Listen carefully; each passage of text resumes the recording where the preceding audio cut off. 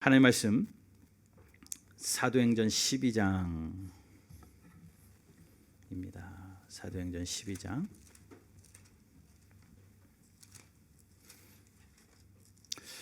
아, 1절부터 19절이에요.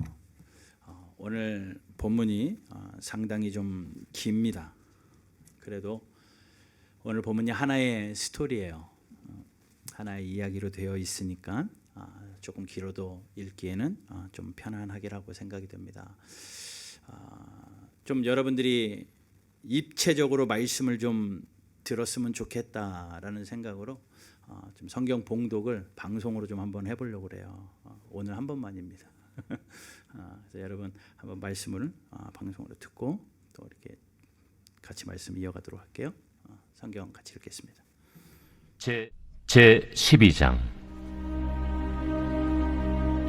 그때 헤롯 왕이 손을 들어 교회 중에서 몇 사람을 해하려 하여 요한의 형제 야고보를 칼로 죽이니 유대인들이 이 일을 기뻐하는 것을 보고 베드로도 잡으려 할세.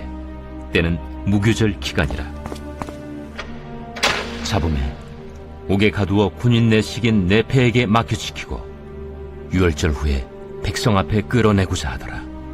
이에 베드로는 옥에 갇혔고 교회는 그를 위하여 간절히 하나님께 기도하더라. 헤롯이 잡아내려고 하는 그 전날 밤에 베드로가 두 군인 틈에서 두 쇠사슬에 매어 누워 자는데 파수꾼들이 문 밖에서 옥을 지키더니 호련히 주의 사자가 나타나매 옥 중에 광채가 빛나며 또 베드로의 옆구리를 쳐 깨워 이르되 급히 일어나라. 하니 쇠사슬이 그 손에서 벗어지더라. 띠를 띠고 신을 신으라. 베드로가 그대로 하니 겉옷을 입고 따라오라. 베드로가 나와서 따라갈새 천사가 하는 것이 생시인 줄 알지 못하고 환상을 보는가 하니라. 이에 첫째와 둘째 파수를 지나 시내로 통한 쇠문에 이르니 문이 저절로 열리는지라. 나와서 한 거리를 지나매 천사가 곧 떠나더라.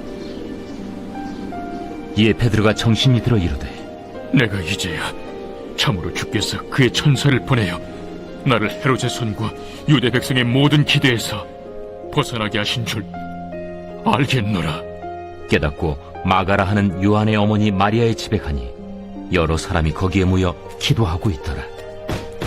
베드로가 대문을 두드린데 로데라 하는 여자아이가 영접하려 나왔다가 베드로의 음성인 줄 알고 기뻐하여 문을 미처 열지 못하고 달려들어가 말하되 베드로가 대문 밖에 섰더라. 내가 미쳤다. 하나 여자아이는 힘써 말하되 참말이라. 그러면 그의 천사라. 베드로가 문 두드리기를 그치지 아니하니 그들이 문을 열어 베드로를 보고 놀라는지라. 베드로가 그들에게 손짓하여 조용하게 하고 주께서 자기를 이끌어 옥에서 나오게 하던 일을 말하고 야고보와 형제들에게 이 말을 전하라. 하고 떠나 다른 곳으로 가니라. 날이 새매 군인들은 베드로가 어떻게 되었는지 알지 못하여 적지 않게 소동하니 헤롯이 그를 찾아도 보지 못하매 파수꾼들을 신문하고 죽이라 명하니라. 헤롯이 유대를 떠나 가이사라로 내려가서 머무니라. 아멘. 오늘 본문은요, 베드로가 옥에 갇히고 또 베드로가 옥에서 나오게 되는 그런 장면을 쭉 사도행전 12장 1절부터 19절까지 소개하고 있습니다. 여러분, 사도행전은요 교회 역사의 이야기고요, 초대교회의 이야기입니다. 사도행전에 등장하는 초대교회는 예루살렘 교회가 있습니다. 성령의 역사함으로 세워진 예루살렘의 교회에서 핍박이 일어나고 또 스데반이 돌에 맞아 순교하게 되는 그런 일들이 일어나잖아요. 그런 핍박을 통해서 유대인들이 뿔뿔이 흩어집니다. 흩어져서 이방 땅에 가서 또 그들이 교회를 하나 세우는데 그것이 안디옥 교회예요. 그러니 사도행전은 예루살렘 교회와 안디옥 교회의 이야기를 중심으로 좀 읽어 나가면 좋습니다. 11장까지는요. 예루살렘 교회 이야기가 쭉 나오다가 또 안디옥 교회 이야기로 갔다가 또 오늘 본문에서 또 예루살렘 교회 이야기가 또 반복이 계속되어집니다. 그러던 중에 헤롯 왕이요. 12장 1절에 보게 되면 헤롯 왕이 나오죠. 헤롯 왕이요. 교회 중에 몇 사람을 잡아서 죽이려는 계획을 해요. 왜냐하면 유대인들이 예수님을 굉장히 싫어했거든요. 그러니 예수를 믿는 자들을 굉장히 증오하고 핍박하고 미워했습니다. 그러니 헤롯이 인기를 얻는 방법은 그들이 싫어하는 기독교인들을 공개적으로 핍박하는 거예요. 그러니 기독교인을 잡아서 죽이는 일을 감행하면 많은 사람들이 와, 헤롯 대왕 최고다라고 인기가 올라갈 것이 분명하기에 야고보를 잡아서 처단하는 일을 합니다. 1절 보겠게요. 그때에 헤롯 왕이 손을 들어 교회 중에 몇 사람을 해하려 하여 요한의 형제 야고보를 칼로 죽이니. 칼로 요한의 형제 야고보를 죽입니다. 그랬더니 어떻게 되냐면요. 3절 보세요. 유대인들이 이 일을 기뻐하는 것을 보고, 유대인들이 너무 반응이 좋은 거예요. 헤롯이 인기가 올라갑니다.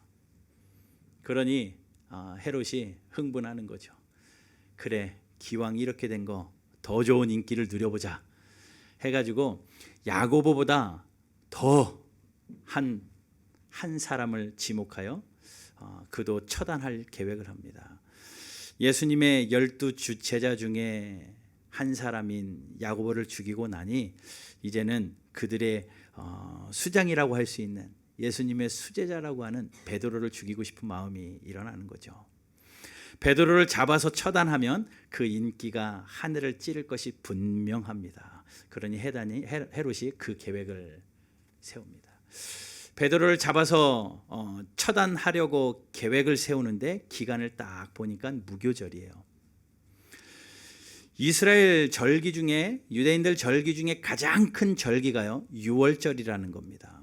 이 유월절은 이스라엘 백성들이 출애굽하며 하나님의 구원하심을 기념하고 또 전국에 있는 백성들이 예루살렘 성전으로 모이는 가장 큰 명절입니다. 그러한 절기예요.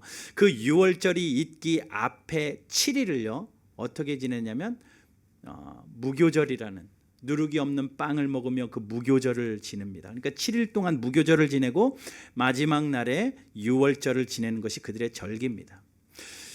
헤롯이 베드로를 잡으려고 딱 보니 절기가 무교절이에요. 자, 무교절과 유월절을 지나면서 가장 좋은 일이 무엇이냐면요, 사람들이 굉장히 많이 모인다는 겁니다. 사람들이 많이 모여있는 그곳에 베드로를 딱 죽이면 아주 금상첨화인 것 같아요. 계획이 딱 좋습니다. 그래서 무교절 기간을 잠시 옥에다 가두어둡니다. 그럼 사람들의 관심을 끄는 거죠. 베드로가 옥에 잡혔다더라.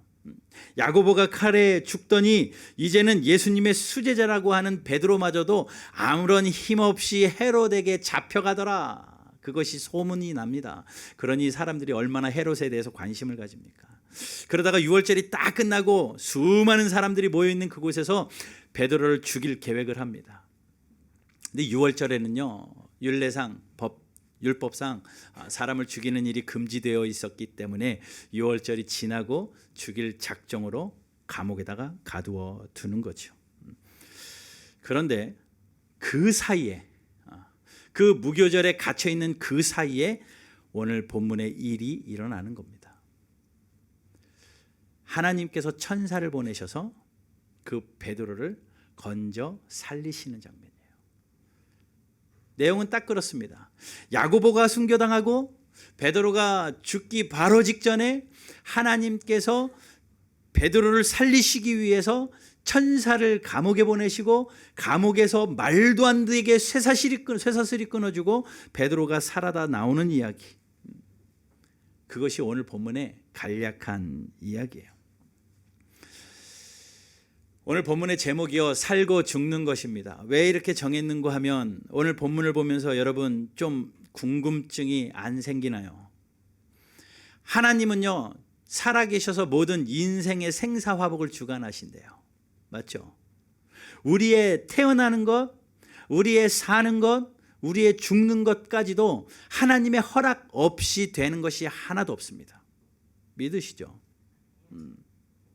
자, 그러면 사람의 살고 죽는 것이 하나님의 손에 달려 있는데, 하나님이 야고보도 하나님의 사람이고 베드로도 하나님의 사람이고, 야고보도 예수님을 다 버리고 예수님을 쫓았던 제자고 베드로도 예수님을 쫓았던 제자인데, 왜 야고보는 헤롯의 칼에 죽도록 내버려 두고 베드로는 기적같이 감옥에서 천사들을 통해서 살려내셨냐는 거예요. 편에도 이런 편애가 없잖아요. 왜 하나님이 야고보는 죽도록 가만히 내버려 두셔서 비참하게 칼에 죽게 만들고, 왜 하나님이 베드로는 또 이렇게 기가 막히게 살려내셨는가? 그런 궁금증이 생깁니다. 여러분, 신앙생활 하면서요, 공식이 있으면 참 좋을 것 같아요. 1 더하기 1은 2, 예배 몇 번 하면 이런 복, 딱 있으면 좋을 것 같아요. 기도 몇 시간 하면 응답 몇 회, 뭐 이런 신앙생활의 공식이 딱딱 있으면요, 아이 깔끔할 것 같아요. 클리어하게. 그런데 그게 참 쉽지 않습니다. 예수님도요, 변화산에서 그의 형체가 변화되는 그 영광스러운 장면을 왜 세 명의 제자, 베드로, 요한, 야고보, 왜 그 세 제자에게만 보여줬냐고요? 편애하신 거 아니에요? 모든 제자들에게 다 보여주셔야지. 왜 다른 제자들은 너희들은 여기 잠깐만 있어, 그리고 세 명만 특별히 챙겨가지고 가셨냐고요? 예수님이 그들만 편애하셨다고 생각하지는 않습니다. 그런 걸 가만히 보면요, 사랑의 차이 때문에 누구는 살리고 누구는 죽이고, 사랑의 차이 때문에 누구는 챙겨가시고 누구는 내버려 두시고, 그게 아니라 사명의 차이 때문에 그런 것 같아요. 성경을 볼 때 꼭 이해를 하셔야 됩니다. 이 사랑의 차이로 보면요, 이렇게 편애하는 게 어디 있습니까? 똑같은 제자인데 왜 야고보는 하나님이 얼마든지 막으시고 살릴 수도 있는데 왜 죽도록 내버려 두시고, 왜 같은 기간에 베드로는 그렇게 기가 막히게 살리시냐고요? 사랑의 차이가 아니라 사명의 차이입니다. 사명의 차이 때문에 그래요. 자, 하나님 편에서 야고보는 죽어야 될 일이었고 베드로는 살아야 될 일이었습니다. 하나님 편에서는 야고보가 죽어서 해야 될 사명이 있었고 베드로는 살아서 해야 할 사명이 있는 거예요. 그러니 여러분, 우리가 살고 죽는 거 다 하나님의 손에 달려 있고, 죽어도 하나님의 사명에 의해서 죽으시길 바라고, 살아도 하나님의 사명에 의해서 사는 저와 여러분들 되기를 주님의 이름으로 축복합니다. 어떤 사람은 순교를 감당함으로 죽어야 되는 사람이 있었고, 어떤 사람은 오래 살아서 마치 죽은 자처럼 사명 감당해야 될 사명이 있기 때문에 하나님이 살리시는 거예요. 중요한 것 한 가지를 보면요, 오늘 본문 보면 야고보는 칼에 죽었더라 끝인데, 베드로는 살리시기 위하여 뭐부터 하시는 줄 아십니까? 그냥 뚝하니 천사가 와서 끄집어내는 게 아니라 살리시기 전에, 하나님의 역사의 일을 이루시기 전에 먼저 하시는 일이 있었어요. 자, 5절 같이 읽어볼게요. 제일 중요한 본문입니다. 5절 같이 읽어봅시다. 같이 읽겠습니다. 시작. 베드로는 옥에 갇혔고 교회는 그를 위하여 간절히 하나님께 기도하더라. 아멘. 야고보는 죽어야 사명이 있기 때문에 죽도록 하나님이 허락하셨지만, 그래서 순교로 받으셨지만, 베드로는 살아야 될 사명이기에 살아서 죽은 자처럼 감당해야 될 사명이 있기 때문에 살리셔야 되겠는데, 살리시기 전에 그 역사의 현장에 무슨 일을 먼저 하시느냐? 교회를 기도시키셔요. 교회는 그를 위하여 간절히 하나님께 기도하더라. 그냥 예루살렘 교회, 이 교회는 예루살렘 교회가 그냥 우리 기도합시다, 바울 선생님 갇혔으니까 우리 기도합시다, 이렇게 기도한 게 아니라 하나님이 성도 한 사람 한 사람의 마음에 감동 감화를 주셔가지고 기도하게끔 하셨다라는 겁니다. 여러분, 하나님이요, 우리를 기도시키실 때가 있습니다. 여러분 살다가 문득 기도해야 되겠다라는 생각이 들잖아요. 100% 하나님이 여러분 기도시키시는 거예요. 여러분들에게 기도에 부담을 주는 거고 기도에 명령을 하시는 겁니다. 간혹 이런 분들이 있습니다. 아, 기도해야 되는데 요즘 기도 못해요.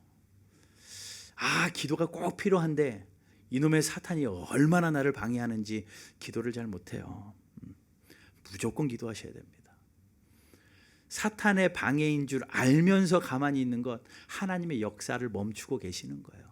기도해야 되겠다라는 생각이 들면 순종해야 됩니다. 성령이 우리를 기도하게 하시는 거거든요. 로마서 8장 26절 한번 같이 읽어볼게요. 로마서 8장 26절, 이와 같이 성령도 우리의 연약함을 도우시나니 우리는 마땅히 기도할 바를 알지 못하나 오직 성령이 말할 수 없는 탄식으로 우리를 위하여 친히 간구하시느니라. 자, 우리가 기도할 생각만 했는데 기도하지 못하는 자들, 하나님께서 기도할 생각을 주셨을 때 우리가 순종하여 기도하면 내가 하는 게 아니라 그때부터는 성령이 내 안에서 간구하셔요. 성령이 하셔요. 그러니 성령은 모든 것을 통달하고 계신 하나님이시기 때문에 기도하도록 우리에게 감동 주시고 기도할 생각을 주실 때 여러분 무조건 순종하고 기도하셔야 됩니다. 그래야 역사가 일어나요. 왜냐하면요, 하나님은 홀로 기사를 행하실 수 없는 하나님이십니다. 물론 하나님 홀로 천지를 창조하셨죠. 그러나 그 이후에는 하나님의 역사의 현장에는 항상 하나님이 선택한 사람들이 있었어요. 기도로 준비시키시고 또 경험으로 훈련시키신 다음에 그 사람들을 통하여 하나님이 일하십니다. 하나님께서 베드로를 살리시기로 작정하시고 그를 놀라운 방법으로 살리셔야 되겠는데 먼저 필요한 것이 성도의 기도였기에 교회를 기도하도록 하나님께서 감동 주셨고 예루살렘 교회는 그 감동을 받아서 순종했습니다. 여러분, 사실 우리의 육체는요 세상 좋아합니다. 우리 육체는요 편안한 거 좋아합니다. 그리고 우리 육체는 죄를 즐거워해요. 안 그러던가요? 죄가 즐겁고 편안한 게 행복하잖아요. 그렇기 때문에 우리 육체가 기도하라고 시킬 리 만무합니다. 우리의 육신이, 피곤한 육신이 기도하라고 시킬 리 만무해요. 성령께서 시키시는 겁니다. 기도에 마음이 들고 기도해야 되겠다 하는 분들 무조건 순종해야 됩니다. 사도 바울이 오죽했으면 이렇게 말하잖아요. 오호라 나는 곤고한 사람이로다. 사도 바울 같은 분도 오호라 나는 곤고한 사람이로다. 이 사망의 몸에서 누가 나를 좀 건져내려. 자기를 이 사망의 몸에서 건져달래요. 왜냐하면 육체가 하는 생각이 늘 세상적인 것뿐이기 때문에 그렇습니다. 죄는 즐거워하는데 선한 것은 즐거워하지 않습니다. 그렇기 때문에요, 기도해야 되겠는데 라는 생각 드신 분들, 내 생각이라고 생각하지 마시고 하나님이 기도하도록 시키는 거고 거기에 순종하면 하나님이 일하신다는 사실 꼭 기억하시기를 주님의 이름으로 축원합니다. 그러니 우리는요 뭐만 잘하면 되냐면요 순종만 잘하는 재주만 있으면 돼요. 기도시키실 때 기도 순종하는 그러한 재주, 내 몸을 하나님 앞에 구부려 엎드릴 때에 하나님이 그 기도 들으시고 나를 통하여 역사하시더라는 겁니다. 마음에 감정 오면 무조건 순종하는 저와 여러분들 되기를 주님의 이름으로 축복합니다. 금요일날 기도해 오실 거죠? 금요일날 기도해 오실. 지금 와야 되겠다 생각 드신 분들 무조건 오셔야 됩니다. 하나님이 교회를 왜 기도시키시느냐? 일을 해야 되거든요. 베드로를 살려서 하나님이 역사의 현 중간에 세우셔야 되는데 그를 살릴 수 있는 방법이 천사가 가서 일을 하셔야 되겠지만 그 일 앞서서 하나님이 교회를 기도하게 하셔요. 우리 바른교회 이제 오전을 앞두고 하나님이 기도하게 하십니다. 기도하셔야 됩니다. 기도하지 않고 어떤 하나님의 역사도 일어날 리 없습니다. 기도하지 않고 일어나는 일은 물거품이고요. 기도하지 않고 일어나는 일은 인간의 욕심일 수 있을 것 같아요. 하나님이 이루셔야 된다는 거죠.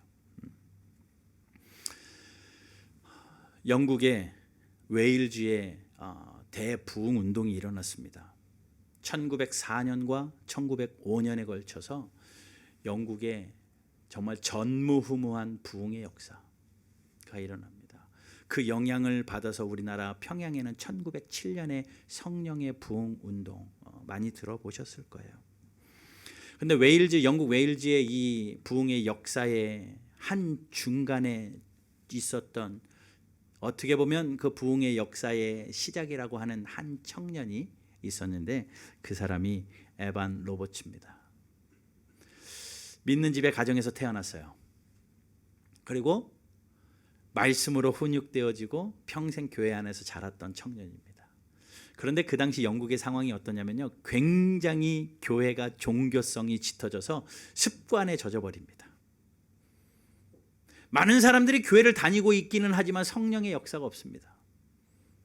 많은 사람들이 교회에 등록해서 교인이라는 명목은 가지고 있었지만 말씀과 기도의 능력이 전혀 없는 무미건조한 냉랭한 신앙생활이 그 영국을 지배하고 있었습니다.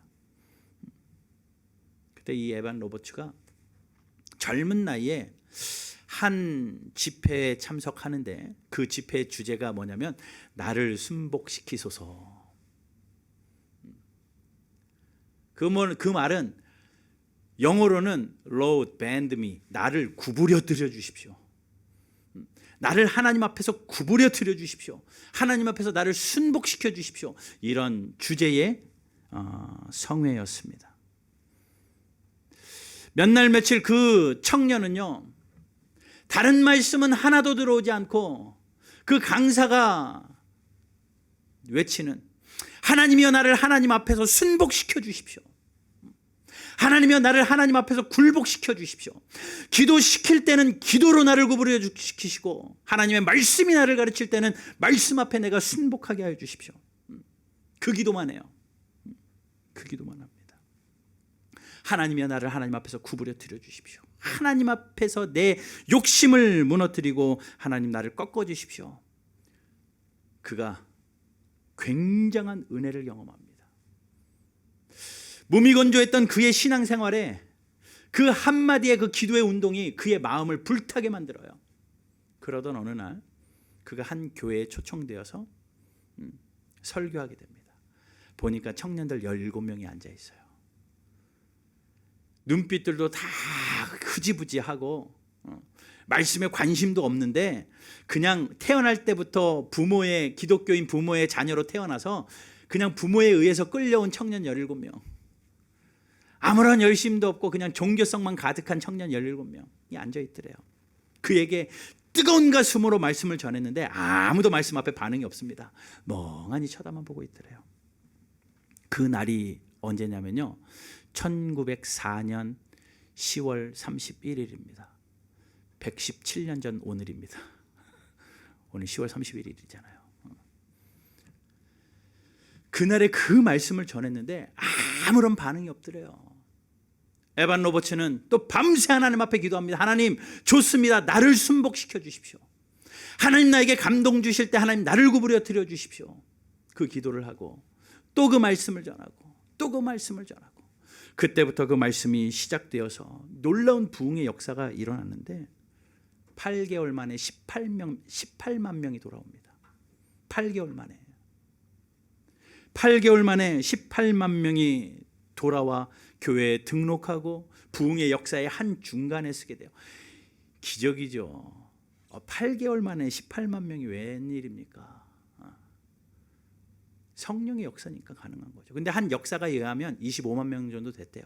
그 교회에 등록한 사람만 18만 명이지 그 부흥의 역사의 한 중앙에 있었던 그것을 경험했던 사람들이 25만 명이라는 놀라운 부흥의 역사입니다. 사람이 많이 모인 게 문제가 아닙니다. 성령의 운동하심에 따라 감동되어진 성도들이 하나님 앞에 회복되어지는 그런 운동. 그래서 냉랭했던 영국의 교회들이 무미건조했던 영국의 교회들이 다시 한번 부흥의 불길로 활활 불타오르는 일이 있었어요. 이 일이 뭐로부터 시작되는 줄 아십니까? 한 사람의 하나님 나를 굴복시켜 주십시오. 하나님이 나에게 감동 주실 때 하나님 나를 구부려 드려 주십시오. 내 욕심대로는 당연히 이렇게 할 수밖에 없고 내 형편은 당연히 이렇게 할 수 없지만 하나님이 나에게 감동 주셨으니 하나님 기도하도록 나를 구부려 드려 주십시오. 내 욕심대로는 이렇게 살아야 되는데 하나님의 말씀이 이렇게 살라고 하셨으니 하나님 나를 구부려 드려 주십시오. 오늘 바른교회 모든 성도들이 이 마음이 함께 공유되었으면 좋겠습니다. 하나님 나를 구부려 드려서 하나님 나를 부흥의 역사의 한 중간으로 하나님 내가 하나님의 사람으로 다시 한번 든든히 세워지는 복이 있게 하여 주십시오. 내 자아를 깨뜨리고 순종하는 저와 여러분들 되기를 주님의 이름으로 축원합니다. 말씀 읽고 싶다, 기도하고 싶다, 그래야 된다, 그 정도 가지고는 안 된다니까요. 그것마저 없는 분들은요 큰일 났습니다. 기도할 마음도 없고 말씀 읽은 마음도 없고 그렇게 냉랭해져 있으면 안 되죠. 만약에 이곳에 한 분이라도 그 마음이 있고 이곳에 한 분이라도 나를 구부려 드려 주십시오라고 하나님 앞에 순복하는 한 사람만 있다면 하나님께서 우리의 기도를 들으시고 저와 여러분들을 사용하여 주셔서 마지막 시대에 부흥의 불길이 타오르는 그러한 축복의 통로로 사용하실 줄로 믿습니다. 하나님이 그렇게 쓰시려고 기도시키는 거예요. 예루살렘 교회를 그렇게 기도시키셨습니다. 그들이 순복했습니다. 베드로를 위하여 뭐라고요? 간절히 기도했다. 간절히 기도했다. 자, 기도했으니까요 역사가 일어나는 거 당연하죠. 그런데 참 사람들 이상해요. 가만히 보면 예루살렘 성도들도 이상합니다. 그 기도 들으시고 하나님께서 천사를 보내셔가지고 건져내십니다. 7절 보세요. 12장 7절. 호련히 주의 사자가 나타나며 옥중의 광채가 빛나며 또 베드로의 옆구리를 척 깨워 이르되 급히 일어나라 하니 쇠사슬이 그 손에서 벗어진지라. 천사가 베드로에게 가서 쳐서 쇠사슬을 벗기시고 8절. 천사가 이르되 띠를 띠고 신을 신으라. 옷을 챙겨 입고 그대로 베드로가 하니까 천사가 또 겉옷을 입고 날 따라오너라. 베드로가 따라갑니다. 9절 보니까 베드로가 나와서 따라갈새 천사가 하는 것이 생시인 줄 알지 못하고 환상을 보는가 하더라. 그래서 밖에 나왔어요. 천사 따라서. 10절처럼 첫째와 둘째 파수를 지나 시내를 통한 쇠문에 이르니 문이 저절로 열리고 나와서 거리를 지나는데 천사는 떠납니다. 자유의 몸이 되었어요. 정말 말도 안 되게. 이 일이 어떻게 일어난 겁니까? 하나님이 하실 작정으로 교회를 기도시키시고 그 일이 일어났어요. 그러면 교회는요, 그 모였던 교회는 베드로가 살아나기를 기도하는 것이 그들의 첫 번째 기도 제목이었죠. 그럼 베드로가 살아났으면 할렐루야 아멘 하고 간증하면 되는데 얼마나 웃깁니까? 베드로가 정신을 차리고 그 교회로 갑니다. 기도하고 있는 성도들이 기도하는 마거의 집으로 갑니다. 그래서 문을 두드려요. 로데라는 한 여자아이가 그 문소리를 듣고 누구세요? 하고 뛰어갔는데 목소리를 들어보니 베드로입니다.